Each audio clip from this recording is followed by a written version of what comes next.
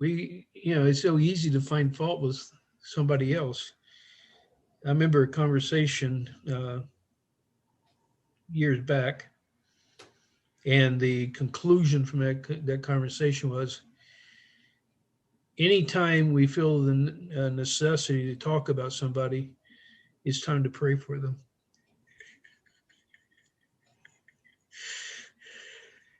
I'm convinced that God got through to me and changed me because of people who prayed for me. I've never known anybody to be changed by criticism, Mm, not positively anyway. it's good. And one thing that struck me this week is people don't recognize who they are. My guess is we could play a game, and I could ask you to take a piece of paper and say, Jamie, I'm going to describe somebody, and I want you to write down the name of somebody that fits that. And so I'd say, okay, I want you to write down the name of the most selfish person you can think of. And so you take your pen and pencil and you write down the name of that person that from your perspective is the most selfish person you know. And then say, okay, now Jamie, I want you to write down the name of the most controlling person you know. And get different descriptions and throw them out there and have you write down those names. And there are two things that come out of this. Number one, if you went to those people, if you went to the selfish person and you say, I need to talk to you about something, and they say, sure, what is it? And you say, I have noticed it seems to me that you're the most selfish person I know.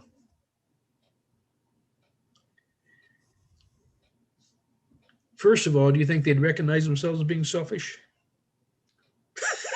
Not if they're as selfish as you think they are. If you go to the most controlling person and say, you're the most controlling, do you think that they're going to recognize that? Most people don't recognize who Yeah, they are. it's true. Secondly, do you think they're going to be changed by your confrontation? Most likely not. Now, if God directed you to go talk to them and you spoke what He wants you to say, okay, I can understand that. But what's interesting to me is I could go to somebody, and if you ask me to write down the most selfish person, I could come up with a name. Most controlling, I could come up with a name. But what I know from experience is God can go to that person and God can confront that person. He does it in a loving way. He does Yeah, it in a gentle way. sure. He gets their attention, and that's the only chance they have of being changed. Another thing is normally what we recognize in somebody else, we recognize it because it's inside of us. You talking about that? I have certain policies in my life that I adhere to that are what I'd consider extra biblical. Like they're on top of what I believe about the scriptures. I just adhere to them. And one of the philosophies I adhere to is this: I only accept criticisms from people that have invested in my life. And so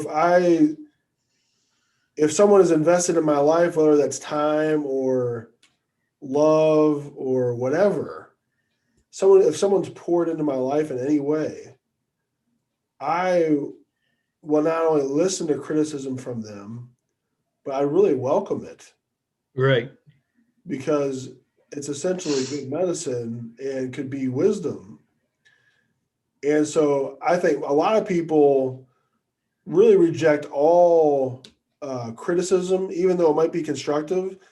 In fact, some of the people that have been the most critical of me in my life, as far as constructive criticism, have been people that I was in a mentoring relationship with, and that was their job. Their job as a mentor was really to say, "Okay, you need to get better at this and this," and that wisdom. If you ever really want to really grow and develop, whatever area it is. And so my philosophy though is, I think when people break down, it's when someone who's made no investment in someone's life looks to pour into it with criticism, because then you don't have the trust or the level of honesty that you would typically have, that would give it any fruit. And so I would say, hey, if someone's going to be critical, the only thing that you should have more than that criticism is the level of investment you have in that person, so they know it's coming from the right place. Generally in the world, you don't see that though. Generally in the world, you'll see a lack of investment in the relationship or the Yes. interaction. And it's throwing rocks over the wall. Yes. And so it's not received well because there's been no investment made. And so But you, a term I use is, put coins in the piggy bank. That could be time, it could be whatever. right.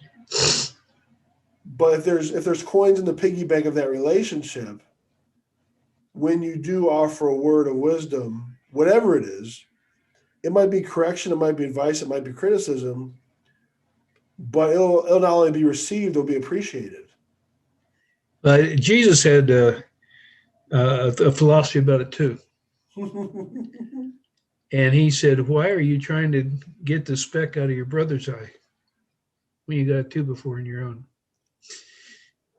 And one thing that he has patiently showed me is when he removes the two before my own, I have a tendency not to see the speck in the other guy's eye. Yeah.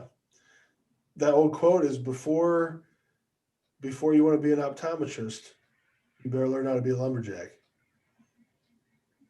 Before I go do an eye surgery on you, I better be a lumberjack on my own issue. That's right.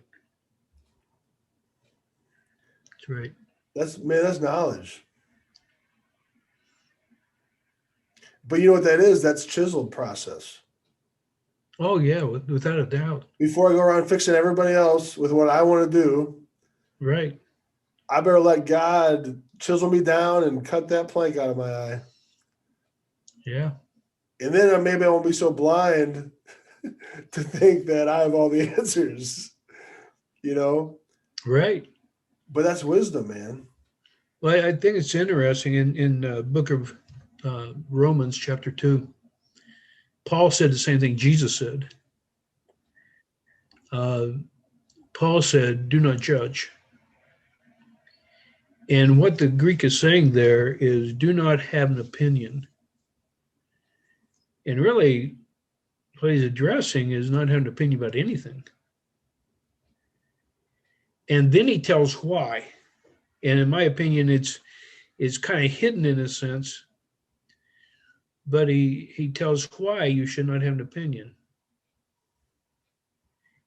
What he says is, do not have an opinion because God knows the truth.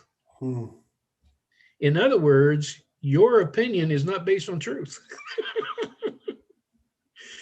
You see through a glass darkly, you see from your perspective, you see from your filters, so on and so forth, and you don't know the truth. You may know a sliver of the truth, you may not know any of the truth. And so you're making judgments based on lack of evidence. Or just from the limitations of human mind and perception. That's right. Now, I believe that God can speak to you and show you things. And so therefore, it's not your opinion. He's showing, matter of fact, I believe God can make you look smarter than what you are. Very true. But unless it's coming from God, we're better off withholding an opinion because we don't know the truth. And that includes about ourselves. Wow. Say that again.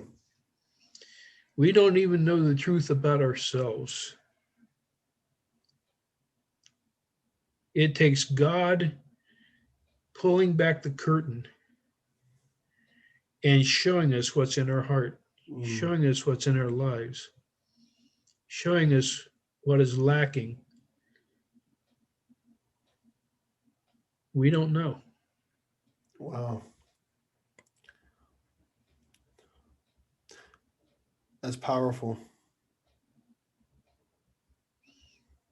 It goes back to what you said before about, we talked about the miracles and how the physical is what, correlates with what he wants to do spiritually. And here's a guy who's blind. Well, we're blind. Here's a guy who can't walk. We can't walk. Here's a guy who can't talk. We can't talk. Regardless what it is, you put your finger. Here's a guy with leprosy. I mean, it's us. Unclean. Yes, it's us. Run away. And it takes him in that miraculous power to change us through that chiseling process, through that sourcing process, making us into what he wants us to be.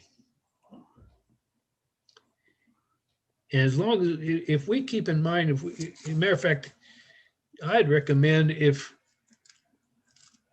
we have a tendency to forget that we go to God and ask him to remind us. Yeah.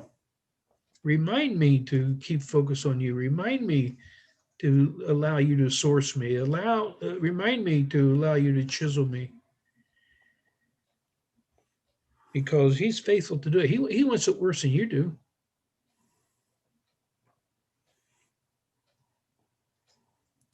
Well, he wants it enough to die for us. So Yeah. that could even happen. Yeah. And then pursued us. Pursued us. I mean, he's relentless.